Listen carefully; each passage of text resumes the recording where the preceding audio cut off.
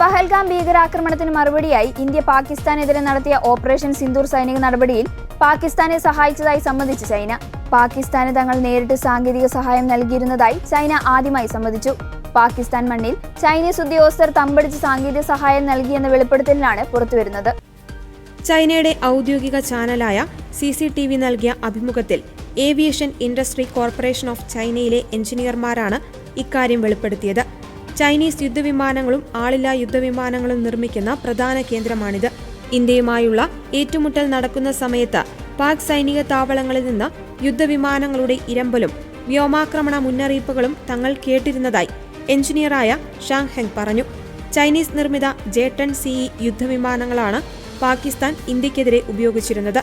ഈ യുദ്ധവിമാനങ്ങൾ യുദ്ധമുഖത്ത് മികച്ച രീതിയിൽ പ്രവർത്തിക്കുന്നുണ്ടെന്ന് ഉറപ്പാക്കുവാൻ ചൈനീസ് എഞ്ചിനീയർമാർ നേരിട്ട് മേൽനോട്ടം വഹിച്ചുവെന്നാണ് ഇവർ വെളിപ്പെടുത്തിയത്. വിമാനങ്ങളെ പരിപാലിക്കുകയും സംരക്ഷിക്കുകയും ചെയ്തുകൊണ്ട് അവർ പാക് സൈനികരോടൊപ്പം ചേർന്ന് പ്രവർത്തിച്ചുവെന്നാണ് വെളിപ്പെടുത്തൽ.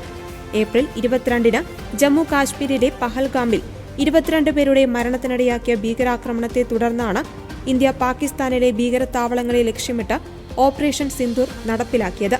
ഇതിനുശേഷം പാകിസ്ഥാൻ ഇന്ത്യയിലെ സൈനിക ജനവാസ കേന്ദ്രങ്ങളെ ലക്ഷ്യമിട്ടതോടെ ഇന്ത്യ പാകിസ്ഥാനിലെ നിരവധി വ്യോമതാവളങ്ങൾ ആക്രമിച്ച് തകർത്തിരുന്നു. ഇന്ത്യ നടത്തിയ ആക്രമണത്തിൽ 100-ലധികം ഭീകരർ കൊല്ലപ്പെട്ടിരുന്നു. 2015 മുതൽ ഏകദേശം $8.2 ബില്യൺ ആയുധങ്ങളാണ് ചൈനയിൽ നിന്ന് പാകിസ്ഥാൻ വാങ്ങിയത്. പാകിസ്ഥാന്റെ 81% ആയുധങ്ങളും ചൈനീസ് നിർമ്മിതമാണ്.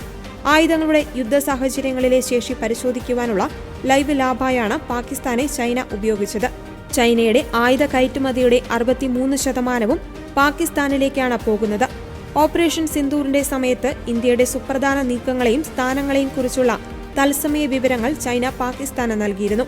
ഇരു രാജ്യങ്ങളും തമ്മിൽ DGMO തല ചർച്ചകൾ നടക്കുമ്പോൾ പോലും ഇത്തരം വിവരങ്ങൾ കൈമാറിയിരുന്നതായി ഇന്ത്യൻ സൈന്യം വെളിപ്പെടുത്തിയിട്ടുണ്ട്.